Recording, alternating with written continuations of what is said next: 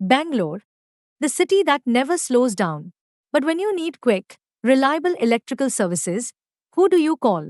Finding a genuine electrician or trusted service provider can be stressful. Delays, incomplete work, hidden charges. From home repairs to solar rooftops, from industrial projects to EV charging setups, Hello Power app connects you with experts for every need.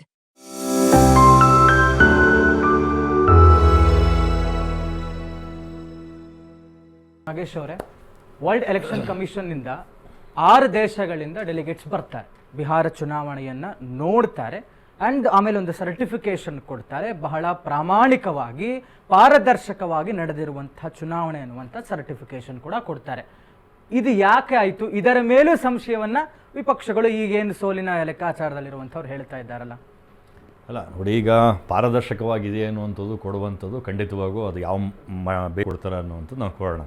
ಈಗ ನಮ್ಮ ಕಾಂಗ್ರೆಸ್ ನಾಯಕರು ಹೇಳ್ದಂಗೆ ಒಬ್ಬ ವಿರೋಧ ಪಕ್ಷ ನಾಯಕ ಈ ದೇಶದ ಪ್ರಧಾನಿಯ ಒಂದು ಸ್ಥಾನಮಾನದಲ್ಲಿ ಇರುವಂಥದ್ದು. ನಾವು ಏನೇ ಒಂದು ವಿರೋಧ ಮಾಡಿದ್ರೂ ಸಹ ವಿರೋಧ ಪಕ್ಷದ ನಾಯಕರಿಗೆ ಯಾವುದೇ ರೀತಿ ಮಾನ್ಯತೆ ಕೇಂದ್ರ ಸರ್ಕಾರ, ಕೇಂದ್ರ ಚುನಾವಣೆ ಆಯೋಗ ಕೊಟ್ಟಿಲ್ಲ ಅಂತ ಹೇಳಿದ್ರೆ ಸಣ್ಣ ಪುಟ್ಟ ಪಕ್ಷಗಳಿಗೆ ಎಲ್ಲಿ ಕೊಡುತ್ತೆ.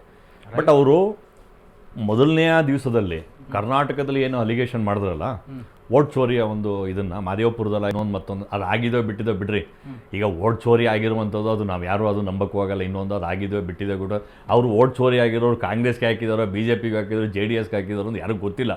ಬಟ್ ಆದರೂ ಒಬ್ಬ ವಿರೋಧ ಪಕ್ಷದ ನಾಯಕ ಅದ್ರ ಮೇಲೆ ಸಂಶಯ ಇದ್ದು ಮಾತಾಡ್ತಾ ಇದ್ದೇನೆ ಅಂದಾಗೆ ಅವ್ರಿಗೊಂದು ಟೈಮಿಂಗ್ಸನ್ನು, ಸಮಯನ ನಿಗದಿಪಡಿಸಿ ಚುನಾವಣೆ ಆಯುಕ್ತ ನಿಮ್ಮ ಹತ್ರ ಏನು ದಾಖಲಿದೆ ಅದಕ್ಕೆ ಬನ್ನಿ ಅಂದ್ಬಿಟ್ಟು ಅದನ್ನು ತಂದು ಅವರು ಒಂದು ಯಾವುದಾದ್ರು ಒಂದು ನ್ಯಾಯಾಂಗ ವ್ಯವಸ್ಥೆಯಲ್ಲಿ ಆ ನ್ಯಾಯಾಧೀಶರದೊಂದು ಸರ್ವೆ ಇದು ಮಾಡ್ಬೋದು, ತನಿಖೆಗೆ ಆದೇಶ ಮಾಡ್ಬೋದಾಯಿತು.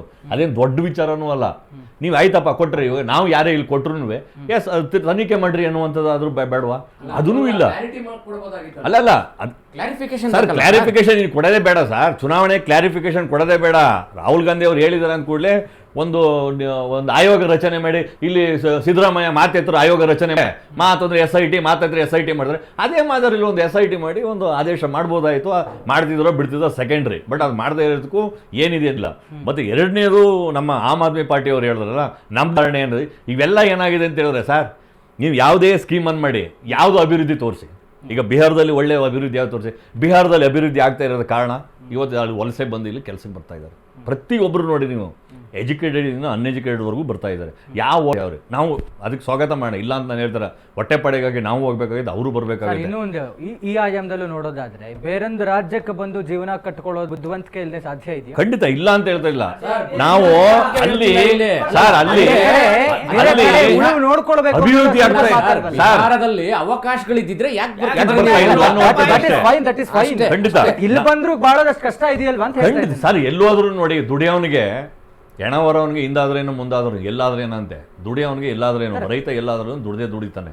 ಸೊ ಆ ಮಾದರಿಯಲ್ಲಿ ಅಲ್ಲಿ ಏನು ಕೆಲಸ ಇತ್ತೋ ಇಲ್ವೋ ಗೊತ್ತಿಲ್ಲ, ಇಲ್ಲಿ ಬಂದು ಕೆಲಸ ಕಟ್ತಾ ಇದ್ದಾರೆ. ಬಟ್ ಆದರೆ ಇಲ್ಲಿ ಅವ್ರು ಯಾವುದೇ ಕೆಲಸ ಕೊಟ್ಟರು ಅಷ್ಟೇ ಅಚ್ಚುಕಟ್ಟಾಗಿ ಮಾಡ್ತಾ ಇದ್ದಾರೆ. ನಾವು ಯಾವುದೋ ಅವ್ರ ಮೇಲೆ ಅಲಿಗೇಷನ್ ಇಲ್ಲ. ಇದೇ ಮಾದರಿಯಲ್ಲಿ ಕರ್ನಾಟಕದಲ್ಲಿ ಕೆಲಸ ಸಿಕ್ಕಷ್ಟು ಇದ್ರಲ್ಲಿ ಯಾಕೆ ಸಿಗ್ತಾ ಇಲ್ಲ, ಬಿಹಾರದಲ್ಲಿ ಯಾಕೆ ಸಿಗ್ತಾ ಇಲ್ಲ ನಮಗೆ ಅನ್ನುವಂಥದ್ದು ಎರಡು. ಅಲ್ಲಿ ಅಭಿವೃದ್ಧಿ ಆಗ್ತಾ ಇಲ್ಲ. ನಮ್ಮಲ್ಲಿ ಅಭಿವೃದ್ಧಿ ಆಗ್ತಾ ಇದೆ, ಒಂದು ಹೋಟ್ಲೊಂದು ಅಭಿವೃದ್ಧಿ ಆಗ್ತಾ ಇವೆ. ಹೋಟ್ಲಲ್ಲೇ ಜಾಸ್ತಿ ಜನ ಇರೋದು. ಅವರು ವಾಚ್ಮೆನ್ ಕೆಲಸ, ಸೆಕ್ಯೂರಿಟಿ ಕೆಲಸ, ದೊಡ್ಡ ದೊಡ್ಡ ಅಪಾರ್ಟ್ಮೆಂಟ್ಗಳಲ್ಲಿ ಒಳ್ಳೆಯ ವ್ಯವಸ್ಥೆ ಮಾಡಿಕೊಟ್ಟಿದ್ರು ಇದ್ದಾರೆ. ಬಟ್ ಅಲ್ಲಿ ಯಾವುದೇ ರೀತಿ ಅಭಿವೃದ್ಧಿ ಆಗ್ತಿಲ್ಲ. ಮೂಲಭೂತ ಸೌಕರ್ಯ ಕೊಡುವಂಥದ್ದಲ್ಲಿ ಬಿಹಾರದಲ್ಲಿ ಹಿನ್ನಡೆಯಾಗಿದೆ, ವಂಚಿತರಾಗಿದ್ದಾರೆ ಅನ್ನುವಂಥದ್ದು. ಮತ್ತೆ ಡೆಲ್ಲಿಲಿ ಇದೇ ಗ್ಯಾರಂಟಿಗಳನ್ನ ಕೊಟ್ಟು ಈಗ ಇವ್ರ ಕಾಪಿ ಅವ್ರು ಮಾಡೋರು, ಅವ್ರ ಕಾಪಿ ಇವ್ರು ಮಾಡೋದು, ಕಾಪಿ ಮಾಡಿ ಮನೆ ಕಳಿಸಿದ್ರು. ಏನು ಅಭಿವೃದ್ಧಿ ಆಗಿದೆ ಡೆಲ್ಲಿಲಿ? ಯಾವ ಅಭಿವೃದ್ಧಿ? ಯಾವ ಬಸ್ಗಳು ನೋಡಿದ್ದೀರಾ? ವಿಶ್ವ ಮಟ್ಟದ ಶಾಲೆಗಳು ಕೇಳಿ. ಇವಾಗ ಡೆಲ್ಲಿನಲ್ಲಿ ಮತ್ತೆ BJP ಅವ್ರು ಬಂದು ಅಲ್ಲಿ ಮತ್ತೆ ಅದು ಇವಾಗ ನೋಡಿ ಏನೋ ಕೃತಕ ಮೋಡ ಅನ್ಸಿದ್ರು, ಏನೋ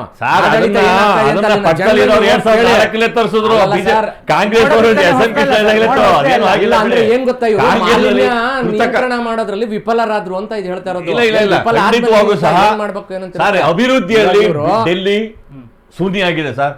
ನೀವು ಯಾವ್ದಾದ್ರು ಸರ್ಕಾರಿ ಶಾಲೆಗಳು ತಗೊಳ್ಳಿ, ಯಾವ್ದಾದ್ರು ಗೌರ್ಮೆಂಟ್ ಬಸ್ಗಳು ತಗೊಳ್ಳಿ, ಯಾವ್ದಾದ್ರು ಒಂದು ಇವತ್ತು ಸ್ಟೇಷನ್ಗಳು ತಗೊಳ್ಳಿ, ನಮ್ಮಷ್ಟು ಅಭಿವೃದ್ಧಿ ಆಗಿಲ್ಲ. ಇಲ್ಲಿ ಏನಾಗಿದೆ ಬಿಟ್ಟಿದೆ ಒಟ್ನಲ್ಲಿ ಇಲ್ಲಂತ ಒಂದು ಅಭಿವೃದ್ಧಿ ಆಗಿದೆ.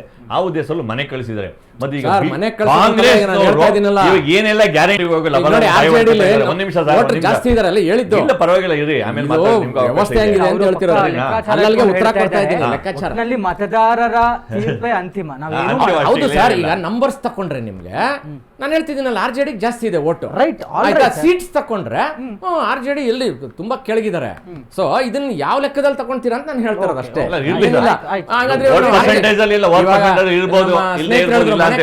ಹಂಗಾದ್ರೆ RJDಗೆ ಹಂಗಾರೆ 84 ಲಕ್ಷ ಓಟ್ ಬಂದಿರೋದು ಇನಾಯ ಸೋಲ್ ಅಂತ ನಾವು ಲೆಕ್ಕ ತಗೊಳಕ್ಕಾಗಲ್ಲ. 136 ಸೀಟ್ ಏನ್ ತಗೊಂಡಿದ್ದಾರೆ ಕಾಂಗ್ರೆಸ್, ಬಿಜೆಪಿ ಅವರು 85 60 70 ತಗೊಂಡಿದಾರಲ್ಲ, ಈಕ್ವಲ್ ಅವ್ರಿಗೂ ಒಂದಷ್ಟು ಹೆಚ್ಚು ಕಡಿಮೆ ಇರ್ತದೆ ನೋಡಿಬೇಕಾದ್ರೆ ನೋಡಿ. ಕರ್ನಾಟಕದಲ್ಲೂ ಅದನ್ನೇ ಸರಿ ಮತದಾರ ಒಂದ್ಸರಿ ನಮ್ಮ ಭವಿಷ್ಯ ರೂಪಿಸಿದ್ರೆ ಮುಗೀತು ಅಲ್ಲಿ ಕತೆ.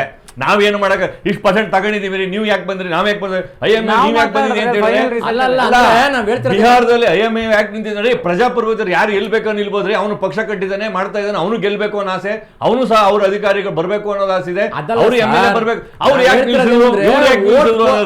ವೋಟ್ ಪೋಲರೈಸೇಷನ್ ಏನೋ ಇವ್ರು ಬ್ರೇಕ್ ಮಾಡ್ತಾ ಇರೋದ್ರಿಂದ ಏನಾಗ್ತಾ ಇದೆ ಅಂತಂದ್ರೆ ವೋಟ್ಸ್ ಜಾಸ್ತಿ ಬಂದ್ರು ಸಹ ಸೀಟ್ಸ್ ಕನ್ವರ್ಟ್ ಆಗ್ತಾ ಇಲ್ಲ ಅಂತ ನಾನು ಹೇಳ್ತಾ ಇರೋದು. ಸರ್ ಖಂಡಿತ ಇಲ್ಲ ಅಂತ ಹೇಳ್ತಿಲ್ಲ. ಈಗ ಕಳಿಸಿದ್ರು ಅಂತ ನಾವು ಹೇಳಕ್ಕಾಗಲ್ಲ ಅಂತ ಹೇಳ್ತಿರೋದು. ಇಲ್ಲ, ನಾನು ಅದ್ರ ಬಗ್ಗೆ ಹೇಳ್ತಾ ಇದ್ರ. ಈಗ ಓಟ್ ಚೋರಿಯ ನೆಪದಲ್ಲಿ ಏನ್ ಮಾಡ್ತಾ ಇದಾರೆ ಅನ್ನುವಂಥದ್ದು ನೀವು ಹೇಳ್ತಾ ಇದಾರೆ. ಓಟ್ ಚೋರಿ ಯಾಕಾಗುತ್ತೆ ಏನು ಅನ್ನುವಂಥದ್ದು. ಆದ್ರೆ ಕಾಂಗ್ರೆಸ್ ನಾಯಕರು 65 ಲಕ್ಷ ವೋಟ್ ಡಿಲೀಟ್ ಮಾಡಿದ್ದಾರೆ ಅಂದ್ರೆ ಯಾರಾದ್ರೂ ಕಂಪ್ಲೇಂಟ್ ಇಲ್ಲಿವರೆಗೂ ಕೊಟ್ಟಿಲ್ಲ. ನಾನೇನು ಎಲ್ಲೂ ಸಹ ನೋಡಿಲ್ಲ. ಅದಕ್ಕೆ ಯಾರು ಸಹ ದೊಡ್ಡ ಮಟ್ಟ ಇಲ್ಲ ಸರ್, ಅದಾಗಿದೆ 65 ಲಕ್ಷ ಡಿಲೀಟ್ ಮಾಡಿದ್ದಾರೆ. ಆದ್ರೆ ಚುನಾವಣೆ ಹೇಳೋದೇನು ಅಂತಂದ್ರೆ ಅದು ನಕಲಿ ಮತದಾರರು ಅಂತ. ಅಲ್ಲ, ಇದ್ರೂ ಇರ್ಬೋದು. ಸರಿ, ನಕಲಿ ಮತದಾನ ಬಿಹಾರದಲ್ಲಿ ಏನಿದೆ, ಕರ್ನಾಟಕದಲ್ಲಿದೆ. ಮುಂದಿನ ದಿವಸ ಕರ್ನಾಟಕದಲ್ಲಿ ಎಷ್ಟು ಡಿಲೀಟ್ ಆಗುತ್ತೆ ಅನ್ನೋದು ನಮಗೆ ಗೊತ್ತಿಲ್ಲ. ಈಗ ಏನಾಗಿದೆ ಅಂದ್ರೆ ಕೆಲವು ಶಾಸಕರು ಇದನ್ನ ವೋಟನ್ನ FD ಮಾಡ್ಕೊಂಡಿದ್ದಾರೆ ಸರ್. ನಾನು ಹೇಳೋದು ಕಾಂಗ್ರೆಸ್ FD ಮಾಡ್ಕೊಂಡಿದ್ದಾರೆ ಕೆಲವರು. 50,000 ವೋಟ್ FD ಇದೆ ಅವ್ರಿಗೆ. ಅವ್ರು ಏನ್ ಯಾರು ಇಲ್ಲದೆ ಬಂದು ವೋಟ್ ಹಾಕ್ಬಿಟ್ಟು ಗೆಲ್ಲಿಸ್ಬಿಡ್ತಾರೆ ಅವ್ರ. ಇದು ಜಾಸ್ತಿ. ಇದನ್ನು ಖಂಡಿತವಾಗೂ ನಾವು ಇದನ್ನು ಸ್ವಾಗತಿಸ್ತೀವಿ. ಚುನಾವಣೆ ಅಧಿಕಾರಿಗಳು ನಿಷ್ಪಕ್ಷಪಾತವಾಗಿ ಕೆಲಸ ಮಾಡ್ತಾ ಅಂದ್ರೆ ಕರ್ನಾಟಕದಲ್ಲಿ ದೊಡ್ಡ ಬದಲಾವಣೆ ಆಗುತ್ತೆ ಸರ್. ಅದನ್ನ ನಾವು ಅದನ್ನ ಡಿಲೇಟ್ ಮಾಡಿದ್ರೆ ಅಂತ ಆಗಲ್ಲ, ಅದನ್ನ ಯಾವುದೇ ರೀತಿಯಲ್ಲಿ ಒಪ್ಪಕ್ಕೆ ಹೋಗಲ್ಲ. ಅದು ಒಳ್ಳೆ ಕೆಲಸ ಮಾಡಿದ್ರೆ ಖಂಡಿತವಾಗಿ ಒಳ್ಳೆ ಕೆಲಸ. ಬಿಟ್ಟೋಗಿರೋ ಅವಕಾಶ ಇರ್ತದೆ, ಸೇರ್ಪಡೆ ಆಗ್ಬೋದು, ಮಾಡ್ಬೋದು. ನಾವು ಅದ್ರ ಬಗ್ಗೆ ಏನು ಚಿಂತೆ ಇಲ್ಲ. ಹೇಳ್ತಿರೋದೇನಂದ್ರೆ 65 ಲಕ್ಷ ವೋಟ್ ಡಿಲೀಟ್ ಆಗ್ತಾ ಇದೆ ಅಂತಂದ್ರೆ ಇದು ಏಕಾಏಕಿ ಸೇರಿರೋ ಸಾಧ್ಯತೆ ಇಲ್ಲ ಅಲ್ವಾ? ಒಂದೇ ರಾತ್ರಿನಲ್ಲಿ ಆಗಿರೋ ಸಾಧ್ಯತೆ ಇಲ್ಲ ಅಲ್ವಾ?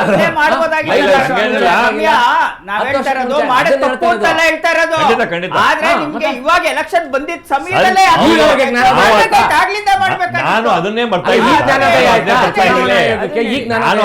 ಇದ್ದೀನಿ. ಯಾಕೆ ಅಂತ ಹೇಳಿದ್ರೆ ಈಗ ಏಕಾಏಕಿ ಒಂದು ವರ್ಷದಿಂದನೇ 10,000 ಹಾಕ್ಬೋದಾಯ್ತು ಪ್ರತಿ ಮಹಿಳೆಯರಿಗೆ ಸ್ವಾವಲಂಬಿ ಬದುಕನ್ನ ಕಟ್ಟಿಕೊಳ್ಳಿ ಅಂತ ಹೇಳಿ.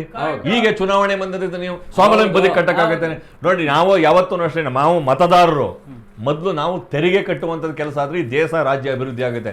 ನಾವು ಸ್ವಾವಲಂಬಿ ಬದುಕನ್ನು ಕಟ್ಟಿಕೊಡುವಂಥ ಕೆಲಸ ಸರ್ಕಾರ ಮಾಡಬೇಕಾಗಿದೆ. ಸೊ ಅದ ಇಲ್ಲ ಇವತ್ತು ದಿವಸ ಒಂದು ಆಮ್ ಆದ್ಮಿ ಪಾರ್ಟಿ ಆಗಿರ್ಬೋದು, ಕಾಂಗ್ರೆಸ್ ಆಗಿರ್ಬೋದು, BJP ಆಗಿರ್ಬೋದು 2,000 5,000 3,000 ಹಾಕಿ ವೋಟ್ ಗಳಿಸುವಂಥದ್ದು. ಆಮೇಲೆ ನಮ್ಮ ಅವ್ರನ್ನ ಕೇಳಂಗಿಲ್ಲ. ಈ ಕರ್ನಾಟಕದ ಕೇಳಕ್ಕಾಗುತ್ತೆ ಕಾಂಗ್ರೆಸ್ನವರ? ಯಾವ್ದಾದ್ರು ಬನ್ರಿ ಒಂದು ಸ್ಯಾನಿಟರಿ ಎತ್ತಿ ಅಂತ ಹೇಳಿದ್ರೆ ಹೋಗಿ ಕಳಿಸ್, ಹೋಗ ಕಾಸು ಕೊಟ್ಟಿದ್ದೀನಿ ಆಚೆಗೆ ಹೋಗಿ ಅಂತ ಕಳಿಸ್ತಾನೆ. ಸೊ ಇಂಥ ಪರಿಸ್ಥಿತಿಗೆ ಡೆಲ್ಲಿನೂ ಬಂದು ನಿಂತಿದೆ, ಬಿಹಾರನು ಬಂದು ನಿಂತಿದೆ, ಮುಂದೊಂದು ದಿವಸ ದೇಶನೂ ಬಂದು ನಿಂತಿದೆ. ಇದು ನಾವು ಖಂಡಿತವಾಗಿ ಇದನ್ನು ನಾವು ಯಾವುದೇ ಪಕ್ಷ ಆಗಿರ್ಬೋದು ಸರ್, BJP ಕಾಂಗ್ರೆಸ್ JDS ಇವತ್ತು ಇದನ್ನು ನಾವು ವಿರೋಧಿಸ್ತಿಲ್ಲ ಅಂತ ಹೇಳಿದ್ರೆ ಮುಂದೊಂದು ದಿವಸ ನೇರವಾಗಿ ಚೆಕ್ ಕೊಟ್ಟು ನಿಮ್ಗೆ ಬಂದು ನಿಮ್ಮ ಮನೇಲಿ ಎಷ್ಟು ಜನ ಇದ್ದಾರೆ ಅಷ್ಟು ಜನ ಬಂದು ಓಟ್ ಹಾಕ್ಬಿಟ್ಟು ಹೋಗುವ ಅನ್ನುವಂಥದ್ದು ಮುಂದೊಂದು ದಿವಸ ಬಂದೇ ಬರ್ತದೆ. ಇದು ಆಯಿತು ಅಂತ ಹೇಳಿದ್ರೆ ಬಾಂಗ್ಲಾದೇಶನೋ ಶ್ರೀಲಂಕಾನೋ ಪಾಕಿಸ್ತಾನೋ ಆದಂಗೆ ರಾಜ್ಯ ನಮ್ಮ ದೇಶ ಆಗಬಾರ್ದು. ನಮ್ಮ ದೇಶ ಇವತ್ತು ಒಳ್ಳೆ ರೀತಿಯಲ್ಲಿ ಬರಬೇಕು ಅನ್ನೋದು ಉದ್ದೇಶ ಅಂದರೆ ಭ್ರಷ್ಟಾಚಾರ ಮೊದಲು ತೊಲಗಬೇಕು. ಇಂಥ ವ್ಯವಸ್ಥೆ ಏನಿದೆಯಲ್ಲ ಸರ್, ಈ ಗ್ಯಾರಂಟಿಗಳು ಕೊಡುವಂಥದ್ದು ಮತ್ತು ಈ ಪೂರ್ವ ಚುನಾವಣೆಯಲ್ಲಿ ಹಣ ಹಾಕುವಂಥದ್ದಿಲ್ಲ, ಇದು ಅಕ್ಷಮ್ಯ ಅಪರಾಧ. ಇದು ಆಗಬಾರ್ದು. ಇದು ಮಾರಕ. ಇದು ಈ ದೇಶಕ್ಕೆ ರಾಜ್ಯಕ್ಕೆ ಮಾರಕ. ಇದು ಮುಂದೊಂದು ದಿವಸ ಇದನ್ನೇ ಕಂಟಿನ್ಯೂ ಆಗುತ್ತೆ ನೋಡಿ. ಇವರೇನೋ ಮೋಸದಿಂದ ಗ್ಯಾರಂಟಿ ಕೊಟ್ಟರು, ಕಾರ್ಡ್ ಕೊಟ್ಟರು, ಅಲ್ಲಿ ಕೊಟ್ಟರು, ಇಲ್ಲಿ ಕೊಟ್ಟರು ಅಂತ ಬರ್ತಾಯಿತ್ತು. ಆಮೇಲೆ ಕೊಟ್ಟಾದ್ಮೇಲೆ ನಾವು ಗ್ಯಾರಂಟಿ ಏನೋ ತಂದರು. ಈಗ ಅದಕ್ಕಿಂತ ಮುಂಚಿತವಾಗಿ ಇವರು ಹಣ ಕೊಟ್ಟು ಇವತ್ತು ನಮ್ಮ ಮತದಾರರನ್ನ ಖರೀದಿ ಮಾಡ್ತಾ ಇದ್ದಾರೆ ಅಂತ ಹೇಳಿದ್ರೆ ಇದು ನಿಜಕ್ಕೂ ನಾಚಿಕೆಗೇಡಿನ ವಿಚಾರ.